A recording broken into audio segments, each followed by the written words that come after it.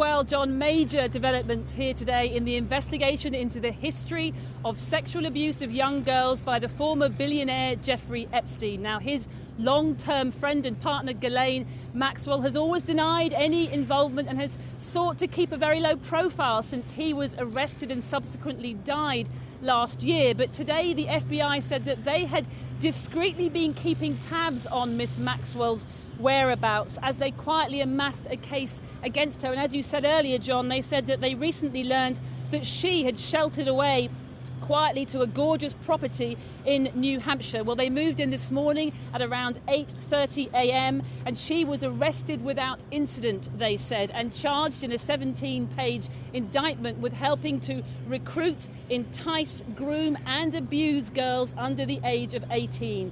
And further, that when she was questioned about her conduct in 2016, that she lied under oath, for which she is also being charged with perjury. Now, all these charges together carry with them a maximum sentence of 35 years if indeed she is convicted. And why did she lie? Well, the truth, the prosecutors said, was just unthinkable. She's the British socialite accused by multiple women of helping to procure underage girls as sex partners for her close friend, the deceased billionaire sex offender Jeffrey Epstein. The heiress, Ghislaine Maxwell, has always denied her involvement, dismissing some of the allegations against her as absolute rubbish. But this morning, FBI agents arrested Miss Maxwell at her American home in New Hampshire. Maxwell enticed minor girls, got them to trust her, then delivered them into the trap that she and Epstein had set for them. She pretended to be a woman they could trust. All the while, she was setting them up to be sexually abused by Epstein, and in some cases, by Maxwell herself. Maxwell has been charged with facilitating the sexual abuse of underage girls by Jeffrey Epstein in locations including New York, Florida and London. The victims were as young as 14 when they were groomed between 1994 and 1997. The daughter of media baron Robert Maxwell, Ghislaine was a one-time girlfriend of Jeffrey Epstein and remained a close confidant of his for decades. He counting the rich and famous among his allies, even after he was charged with sex offences in a civil case in 2005. If you believe you are a victim of this man, Jeffrey Epstein, we want to hear from you. But when, in July 2019, he was arrested by federal prosecutors and accused of alleged sex trafficking of underage girls at his mansions in New York and Florida, the spotlight inevitably also fell on Maxwell. Mr. Epstein was found dead in his cell a month later in August 2019 while awaiting trial.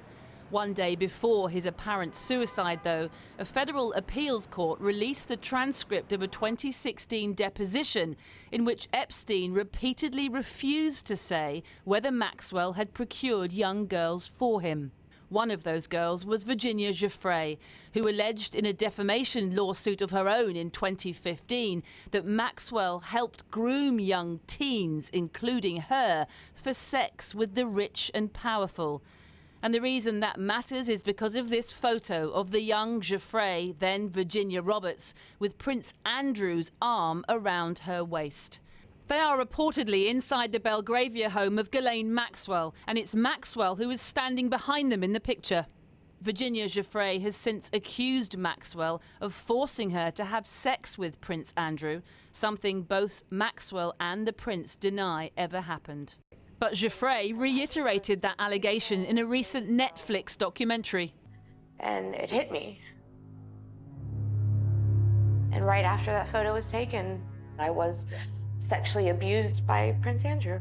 Didn't happen. Do you remember her? No.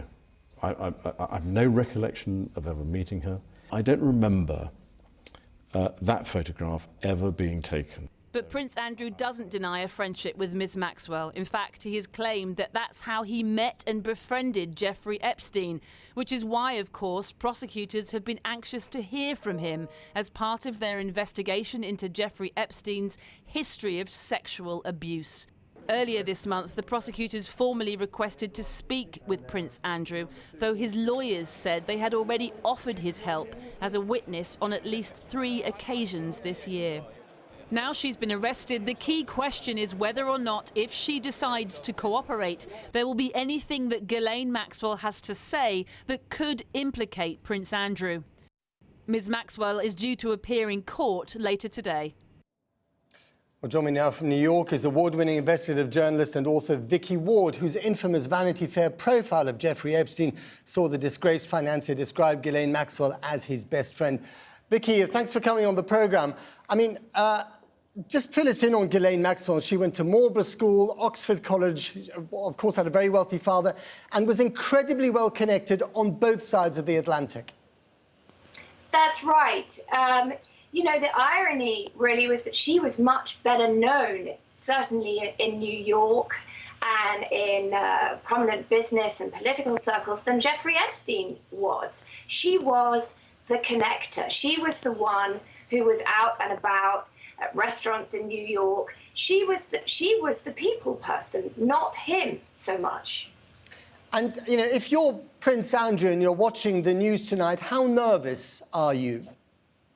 Well, look, I think since the news of her arrest broke, you know, my phone at least has been ringing off the hook with, like, all the people, all the big names, including Prince Andrew's, that have been circulating around this case, all the prominent business people, the professors, the politicians. They've all got to be wondering what she might say if she decides to cooperate. Right. And is there any indication that she might decide to cooperate?